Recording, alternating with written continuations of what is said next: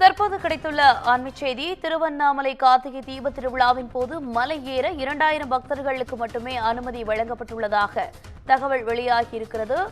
கூடுதல் விவரங்களோடு இணைகிறார் செய்தியாளர் மணிகண்டன். வணக்கம் மணிகண்டன், விவரங்கள் என்ன? வணக்கம் சாரா. பஞ்சபூத ஸ்தலங்களின் அக்னி ஸ்தலமாகவும் நினைத்தாலே முக்தி தரும் தலமாகவும் விளங்கக்கூடிய திருவண்ணாமலை அருள்மிகு அருணாச்சலேஸ்வரர் திருக்கோயிலில் திருக்கார்த்திகை தீப திருவிழா அடுத்த மாதம் 4ஆம் தேதி கொடியேற்றத்துடன் தொடங்கி தொடர்ந்து 10 நாள் திருவிழா நடைபெற உள்ளது.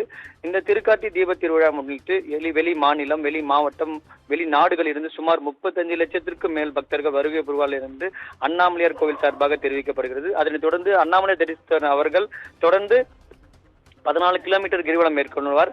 இந்நிலையில் திருக்கார்த்திகை தீப திருவிழா முன்னிட்டு இன்று அமைச்சர் ஏவாவேலு தலைமையில் ஆய்வுக் கூட்டம் தற்போது நடைபெற்று வருகிறது. உடன் அமைச்சர் சேகர் பாபு, நாடாளுமன்ற உறுப்பினர்கள், சட்டமன்ற உறுப்பினர்கள் உள்ளிட்ட ஏராளமானோர் கலந்து கொண்டனர். அப்போது தெரிவிக்கையில் கார்த்திகை தீப திருவிழா முன்னிட்டு பாதுகாப்பு பணியில் 14,000 காவல்துறை ஈடுபடுவார்கள் எனவும் பக்தர்கள் வசதிக்காக 34,008 சிறப்பு பேருந்துகளும் 8,670 முறை இயக்கப்படும் எனவும் 20 சிறப்பு ரயில் இயக்கப்படும் எனவும் 24 இடங்களில் தற்காலிக பேருந்துகளை அமைத்து 114 இடங்களில் கார் பார்க்கிங் வசதிகள் செய்யப்பட்டு 90 மருத்துவ குழுக்கள் அமைக்கப்பட்டுள்ளது. இதோடு மட்டுமல்லாமல் அன்று பரணி தீபம் காலை ஏற்றப்படும், மாலை மகாதீபம் ஏற்றப்பட உள்ளது. தொடர்ந்து கிரிவலம் வரும் பக்தர்கள், அண்ணாமலை தரிசிக்க வரும் பக்தர்கள் தொடர்ந்து மலையேற அனுமதிக்கப்படுவார்.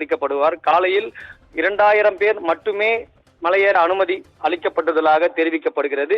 இந்நிலையில் பரணி தீபத்திற்கு 7,500 பக்தர்களும் மகாதீப தரிசனத்திற்காக 11,500 பக்தர்களும் உள்ளே அனுமதிக்கப்படுவார் என தகவல் தெரிவித்துள்ளனர்.